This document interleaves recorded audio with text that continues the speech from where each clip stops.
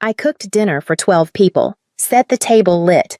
The candles adjusted the playlist 3 times so it wouldn't offend anyone.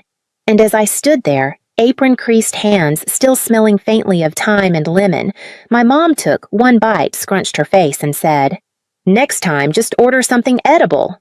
My dad added without looking up, "Or maybe just stay out of the kitchen entirely." They laughed, and not one of them said anything. That's when I knew. This wasn't just one bad night. This was the moment I stopped setting the table for people who never saw me sitting at it. My name is Olivia Grant. I'm 28, live in Portland, and I work as an operations coordinator for a local arts nonprofit. On paper, my job is project management timelines, logistics coordination. Off paper, that skill set bleeds into every other part of my life, especially family. Last Thanksgiving, I cooked dinner for 12 people. Again. I didn't just cook. I planned. I cleaned. I double-checked who was vegetarian, who was keto this month, who swore off dairy but only in cheese form. I borrowed extra folding chairs, picked up my uncle from the train station, and built a playlist that somehow pleased 3 generations and didn't offend anyone. The house wasn't even mine. It was my parents'. But they don't like hosting alone anymore, which really just means I do all the work while they take the credit. I brought the groceries the day before, prepped everything in the garage fridge, and then spent 6 straight hours in the kitchen. No complaints, no martyr energy, just quiet focus. I do this kind of thing well, and they know it. When the final platter hit the table, rosemary roast chicken with lemon thyme just because my dad says turkey's too dry. I stood there for a moment. I looked at the candles, the neatly folded napkins, the curated chaos of a warm meal done right. It wasn't fancy, but it was thoughtful. A meal stitched together with time care and a little bit of me. They came to the table. They sat. They passed plates. For a second, I thought maybe, this time, someone would notice. Instead, my mom wrinkled her nose as if someone had brought in a wet dog. Then, she said loud enough for everyone to hear, "We should have just ordered takeout. At least it would have been edible." Someone chuckled. I don't remember who. Maybe my cousin. Maybe my dad. Maybe both. All I know is that my ears rang and my throat dried, and no one, not one person, said anything in my defense. They just kept eating. I stood there behind my chair, hands still sticky from basting apron crumpled at my waist. And in that moment, something unhooked inside me. Not rage, not even hurt. Just a shift. A final click. Something inside me said, "Okay, then let them feed themselves next time." My mom didn't say it again. She didn't have to. The words were already cemented in the air, sharp and sour like vinegar left too long in a pan. My dad added without looking up, "Or maybe next time, just stay out of the kitchen entirely." He laughed as he said it, that casual, backhanded kind of laugh that people use when they're pretending it's a joke. But it wasn't a joke. Not really. Because he meant it.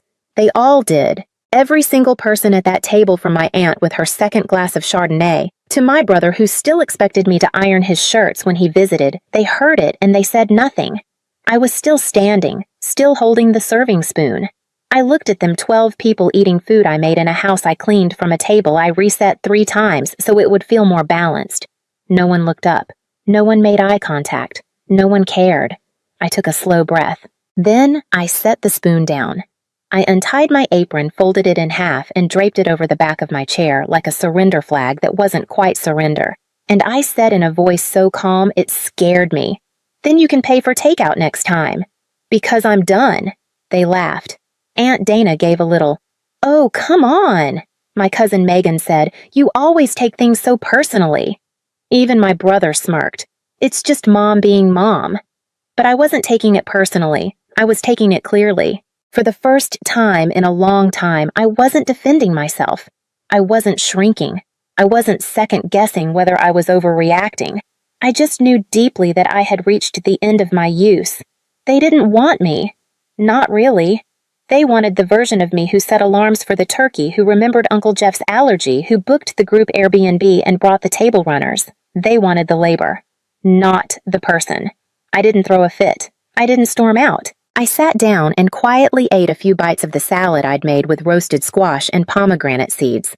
No one noticed that I didn't refill anyone's drinks. No one asked why I didn't bring out dessert. They assumed I'd reset, reboot, re-engage.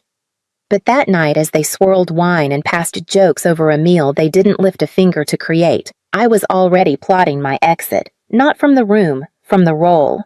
After dinner, I cleared my own plate, just mine. I left the other dishes where they were. Chicken bones, empty salad bowls, glasses smeared with fingerprints. I didn't reach for the sponge. I didn't hover by the sink like I always did, waiting for someone to notice to say, "Sit. Olivia, we've got this," because they never did. And I was done pretending that someday they would.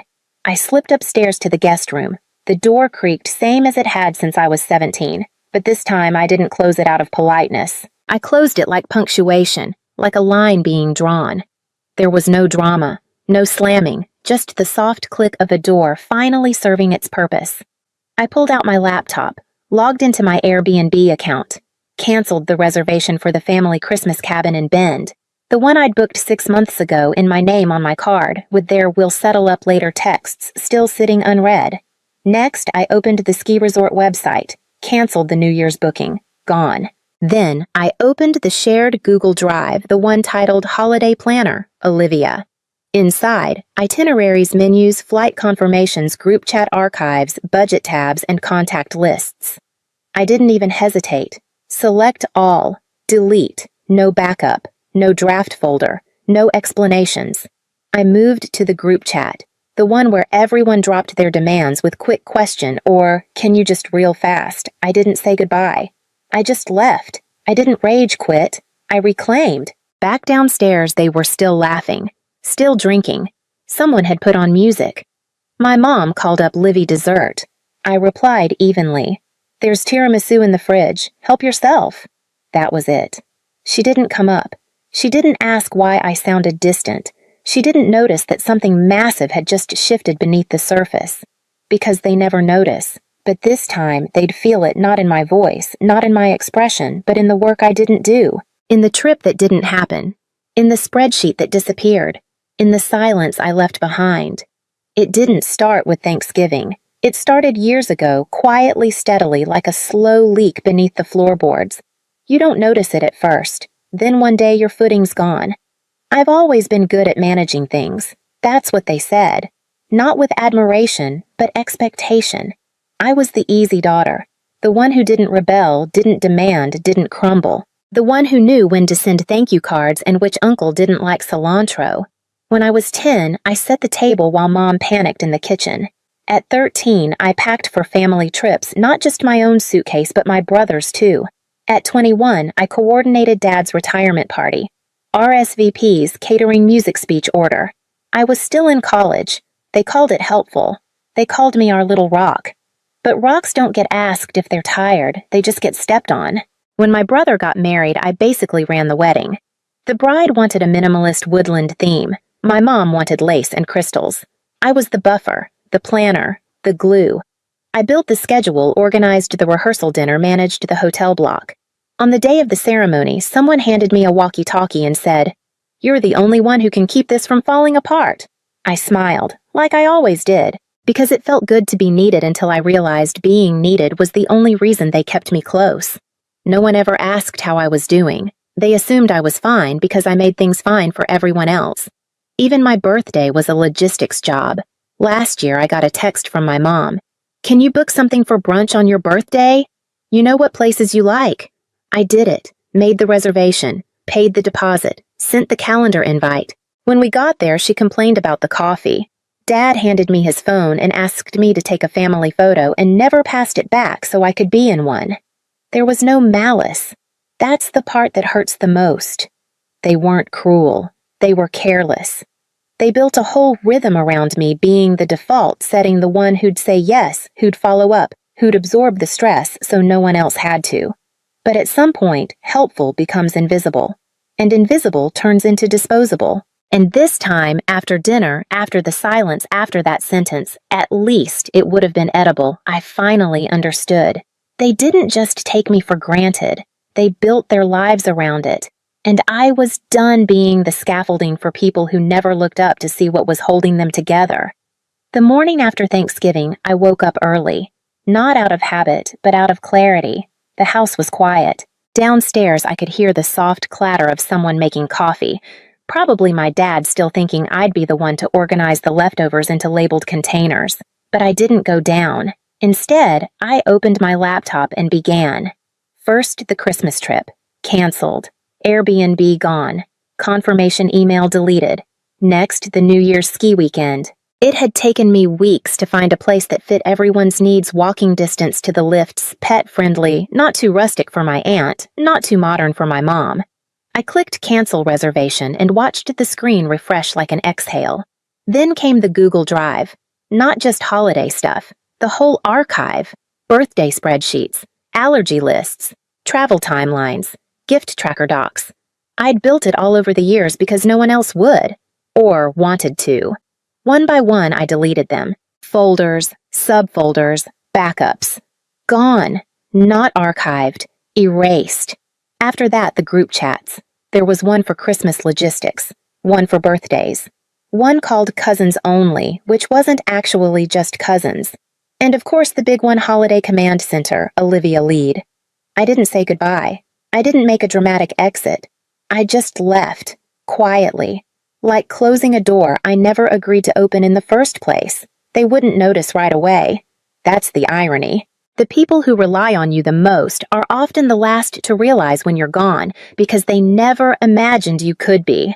I logged into the family PayPal account, the one I created to collect deposits that always arrived late or not at all.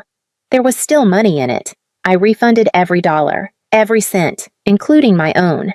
No note, no explanation. And finally, I opened one last tab, a solo cabin 3 hours outside Portland for Christmas week. 1-bedroom wood stove, no Wi-Fi. I booked it under my name, my card, my rules. Then I closed my laptop, and for the first time in a decade of family planning, I didn't feel behind. I didn't feel guilty. I didn't feel worried someone would get left out. I didn't feel anything but light. There's a quiet power in deletion, not to punish, not to vanish, but to reset. They thought I was their event coordinator, but I was their scaffolding, and I had finally removed myself from their foundation, not to watch them collapse, but to see what would rise in my place. It took 2 days. 2 days of silence before the first crack in their system showed. My brother texted me, "Hey, weird question, did the Christmas cabin cancel itself? Site says no longer available." I didn't respond. An hour later, he followed up, "We already sent you our part for that, remember?" Which was funny because they hadn't.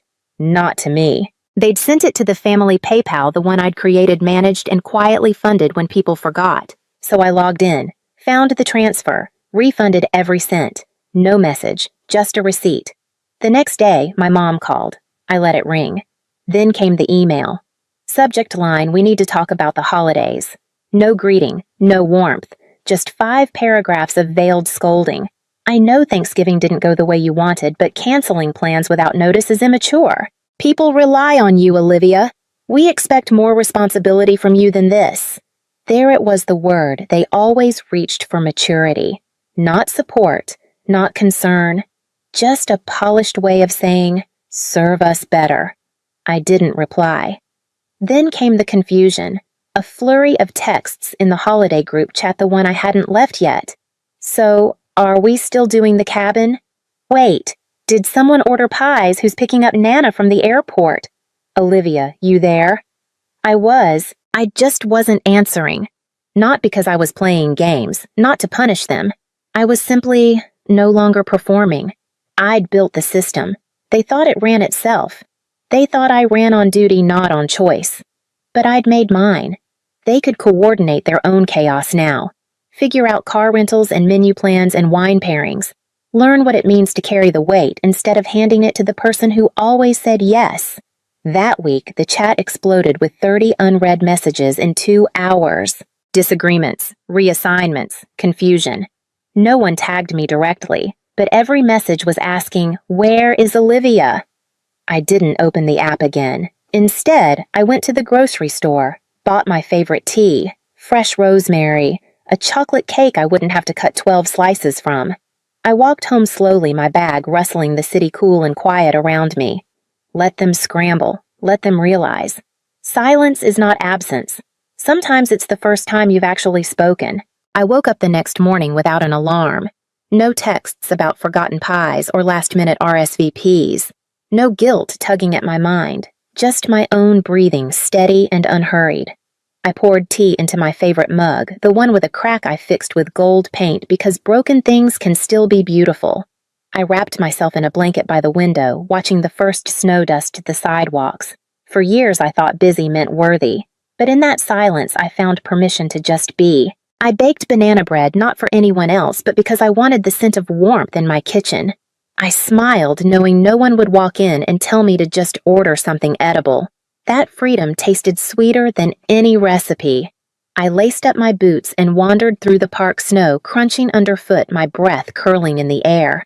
I didn't check my phone. I didn't worry about seating charts. I just existed. In that quiet, I realized I hadn't lost anything. I'd gained space to choose to feel, to heal. I emailed myself a promise. My worth isn't tied to what I do for others. I lit a candle not for ambiance, but as a beacon, I matter. Silence wasn't absence. It was the first time I heard my own voice whispering, "You're more than your labor." I still have the apron, soft from years of use, a faint cranberry stain near the pocket from a holiday long past. I washed it, folded it, tucked it in a drawer I rarely open. Not to wear again, but to remember the moment I chose myself. They didn't apologize. Not really. Weeks later, a few texts trickled in. "We missed you," or "wish you'd been there," but no one acknowledged what they'd taken, what they'd expected, what they'd ignored. And I wasn't waiting for their clarity to find mine. This Christmas, I sat at a table for one. A candle, a plate, a stew I made because I wanted to. Snow fell outside my cabin window. I read. I rested. I remembered who I am when I'm not being useful. I don't know how their holidays went. My brother texted once annoyed, saying they scrambled to book a last-minute Airbnb and argued over who'd pay. Mom emailed about tradition, but it felt more like a plea for me to return to my role. They're learning slowly what it means to carry their own weight. Some are managing, others are floundering. I don't need to watch to know they'll figure it out or they won't. Either way, it's not my load anymore. As for me, I'm imagining a future where my energy goes to what lights me up. Maybe I'll take a pottery class, travel solo, or just keep baking for myself. I'm not done with family forever, but I'm done being their default. If we rebuild, it'll be on new terms, where I'm seen, not just needed. To anyone who's been the planner, the fixer, the quiet glue, your value isn't in your availability. Your worth isn't in carrying what others won't. You don't have to burn yourself down to keep others warm. Sometimes the most powerful thing you can do is put the apron away and let them feel your absence. Not to punish, but to free yourself. Because silence isn't weakness, and walking away isn't abandonment. Sometimes it's the beginning of peace.